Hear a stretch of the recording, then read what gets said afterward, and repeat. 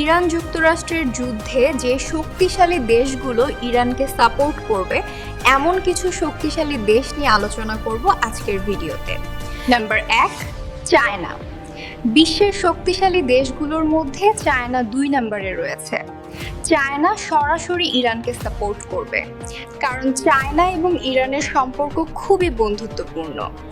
China প্রতি বছর Iran থেকে প্রায় 50 কোটি ব্যারেলেরও বেশি তেল নেয়।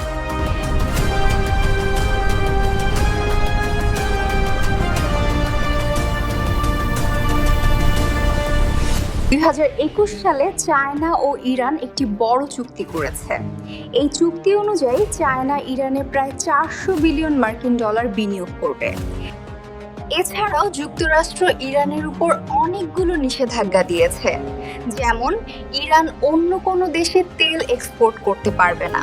চায়না এসব নিষেধাজ্ঞা পুরোপুরি মানে না। এই জন্য চায়না ইরানকে অর্থনৈতিকভাবে টিকে থাকতে সাহায্য করে, যুক্তরাষ্ট্রের প্রভাব কমাতে চায়। নাম্বার 2, উত্তর কোরিয়া। উত্তর কোরিয়াকে যুক্তরাষ্ট্র ভয় পায়, কারণ তাদের রয়েছে নিউক্লিয়ার মিসাইল। ইরানের সাথে উত্তর কোরিয়ার সম্পর্ক খুবই বন্ধুত্বপূর্ণ। ইরানের সাথে যুক্তরাষ্ট্রের যুদ্ধে উত্তর কোরিয়া সরাসরি ইরানকে সাপোর্ট করবে।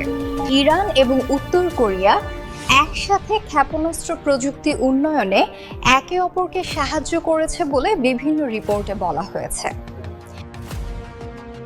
উত্তর কোরিয়া এবং ইরান 2 দেশই যুক্তরাষ্ট্র ও পশ্চিমা দেশের অর্থনৈতিক নিষেধের মধ্যে আছে, তাই তারা একসাথে কাজ করে। তাছাড়া উত্তর কোরিয়ার সাথে যুক্তরাষ্ট্রের সম্পর্ক খুবই উত্তেজনাপূর্ণ। এজন্য উত্তর কোরিয়া সবসময় ইরানের পক্ষে থাকবে। Number 3, Russia. রাশিয়ার কথা শুনলেই মনে পড়ে বিশাল পারমাণবিক অস্ত্রের ভান্ডার, উন্নত ক্ষেপণাস্ত্র ও প্রতিরক্ষা ব্যবস্থা। ইরান যুক্তরাষ্ট্রের যুদ্ধে সরাসরি ইরানকে সাপোর্ট করবে রাশিয়া।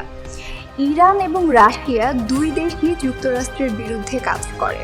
রাশিয়া এবং ইরান মিলে সবসময় সিরিয়া, ইউক্রেন যুদ্ধ এবং নিষেধাজ্ঞা ইস্যুতে একে অপরকে সমর্থন করে আসছে।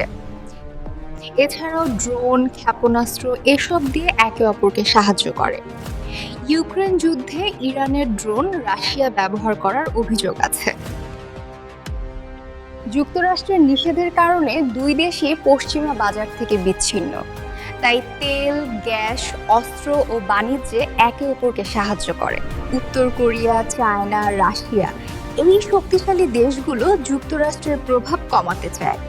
তাছাড়া তাদের ইরানের সাথে সম্পর্ক ভালো, তাই ইরান যুদ্ধে এই শক্তিশালী দেশগুলো সরাসরি ইরানকে সাপোর্ট করবে। সবশেষে একটা কথাই বলতে চাই, যুদ্ধে কি সত্যিই কেউ আসলে বিজয়ী হয়? যুদ্ধ শেষে যে দেশই জয়ী হোক বা পরাজিত হোক, প্রকৃত ক্ষতি সাধারণ মানুষেরই হয়। তাই যুদ্ধ কখনোই কোনো সমাধান হতে পারে না। চ্যানেলটি সাবস্ক্রাইব করে পাশে থাকবেন। আল্লাহ হাফেজ।